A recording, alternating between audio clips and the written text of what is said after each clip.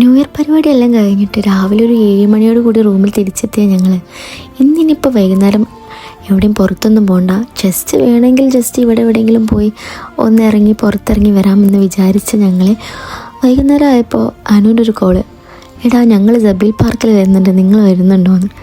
കേട്ടതും കേൾക്കാത്ത പാതി നേരെ കയറി പുറപ്പെട്ടു. ജബീൽ പാർക്കിൽ മുന്നേ ഒരു പ്രാവശ്യം വന്നിട്ടുണ്ടെങ്കിലും അന്ന് എന്തോ ഒരു പ്രോഗ്രാമിൻ്റെ ഭാഗമായിട്ടാണ് വന്നത്. അതുകൊണ്ട് തന്നെ ഇതിൻ്റെ ഉള്ളിലൊന്നും ഫുള്ള് കാണാൻ പറ്റിയിട്ടുണ്ടായിരുന്നില്ല. എൻ്റെ മോന് ഏറ്റവും കൂടുതൽ ഇഷ്ടമുള്ളത് വെള്ളമാണ്, പക്ഷേ ഏറ്റവും കൂടുതൽ പേടിയുള്ളതും വെള്ളമാണ്. ഇപ്പോൾ അവന് ഫൗണ്ടൈൻ കണ്ടപ്പോൾ അതിങ്ങനെ ആസ്വദിക്കാൻ ഭയങ്കര ഇഷ്ടമാണെങ്കിലും അതൊക്കെ കൂടെ പോകുമ്പോഴൊക്കെ നല്ല പേടിയുണ്ട്. ഞങ്ങൾ 1-2 പ്രാവശ്യം അവനെ കൂട്ടി ബീച്ചിലൊക്കെ പോകുമ്പം തന്നെ ഇവൻ വഴിയിൽ അവിടെ കയറി നിൽക്കുമെന്നല്ലാതെ അവൻ ബീച്ചിൽ ഇറങ്ങാറേ ഇല്ല. കുറേ പ്രാവശ്യം ഞങ്ങൾ നിർബന്ധിച്ച് പിടിച്ച് വലിച്ചൊക്കെ കൊണ്ടുവരാൻ നോക്കിയിട്ടുണ്ടെങ്കിലും അവൻ നല്ല കരച്ചിലായിരിക്കും. ഇപ്പം അവന് പേടിയാണ്. കുറച്ചങ്ങോട്ട് നീങ്ങിയപ്പോഴത്തേനും നമ്മളാൾ സ്ട്രോളറിനൊക്കെ ഇറങ്ങിയിട്ടുണ്ടായിരുന്നു. കുറച്ച് കൗണ്ടേഴ്സൊക്കെ ഉണ്ട് വേണമെങ്കിൽ നമുക്ക് എന്തെങ്കിലും മേടിക്കാനായിട്ട്. പിന്നെ ഞങ്ങളന്ന് വന്ന സമയത്ത് ഇത്രത്തോളം ലൈറ്റും കാര്യങ്ങളൊന്നും ഉണ്ടായിട്ടുണ്ടായിരുന്നില്ല. അന്നൊരു പ്രോഗ്രാമിൻ്റെ ഭാഗമായിട്ട് വന്നതാണല്ലോ, അതുകൊണ്ടായിരിക്കും. ഞങ്ങൾ എന്തായാലും ഒരു ദിവസം പകൽ വരാമെന്ന് പ്ലാൻ ചെയ്തിട്ടുണ്ട്. അവിടെ കുറേ ആളുകൾ ഇങ്ങനെ ഗ്രില്ലും കാര്യങ്ങളൊക്കെ ആയിട്ട് സെറ്റപ്പായിട്ട് വന്നിട്ടുണ്ടായിരുന്നു. അപ്പോൾ എന്തായാലും നമുക്കൊരു ദിവസം ഗ്രില്ലും ഒക്കെ ആയിട്ട് വരാമെന്നൊക്കെ ഞങ്ങൾ പ്ലാൻ ചെയ്തിട്ടുണ്ടായിരുന്നു കേട്ടോ.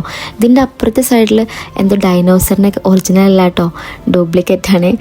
ഡൈനോസറും കാര്യങ്ങളൊക്കെ ഉണ്ടെന്ന് ഞാൻ 1-2 പ്രാവശ്യം മെട്രോയിൽ ഇരിക്കുമ്പോൾ ജസ്റ്റ് പാസ് ചെയ്യുമ്പോൾ കണ്ടിട്ടുണ്ടായിരുന്നു. പക്ഷെ ഇതാണെന്ന് അറിയണ്ടായിരുന്നില്ല കേട്ടോ.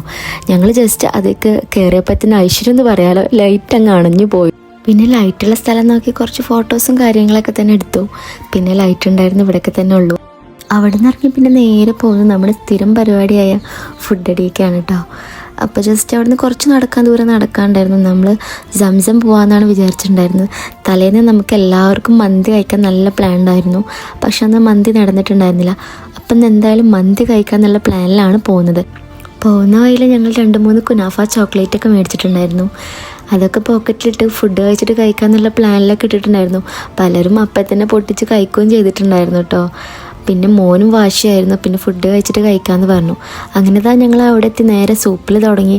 നമ്മുടെ മെയിൻ ഐറ്റം വന്നിട്ടുണ്ട്, മന്തി.